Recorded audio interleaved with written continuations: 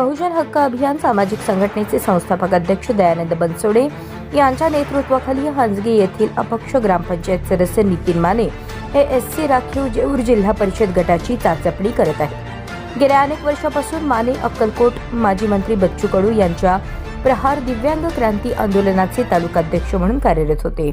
त्यानंतर बहुजन हक्क अभियान सामाजिक संस्थेचेही तालुका प्रमुख म्हणून कार्यरत आहेत। नितीन माने यांनी स्वतःच्या हिमतीवर हंजगी गावात 4 ग्रामपंचायत सदस्य निवडून आणत त्यांना सदस्य पदावर विराजमान केले। त्यांचे वडील कटेप्पा माने हे गावचे माजी उपसरपंच व ग्रामपंचायत सदस्य होते। वडिलांच्या पावलावर पाऊल ठेवत नितीन माने यांनी समाजोपयोगी काम करत सध्या विरोधी पक्षनेते व ग्रामपंचायत सदस्य आहेत। त्याचबरोबर अक्कलकोट तालुक्यातील दिव्यांग बांधव युवकांचे संघटन करून निराधार विधवा महिला, शेतकरी, स्थानिक सर्वसामान्य नागरिकांचे अनेक प्रश्न सामाजिक कार्यातून आक्रमकपणे मांडून न्याय देण्याचे कार्य केले आहे। अक्कलकोट तालुक्यातील जेऊर जिल्हा परिषद गटात दिव्यांग, शेतकरी, विधवा, निराधार लोकांची मोठी फळी निर्माण केली।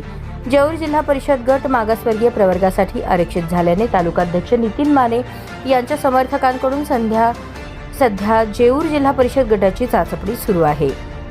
विविध सामाजिक कार्य, दिव्यांग बांधवांसाठी तालुक्यात केलेली विविध आंदोलने ही त्यांची उल्लेखनीय कामगिरी।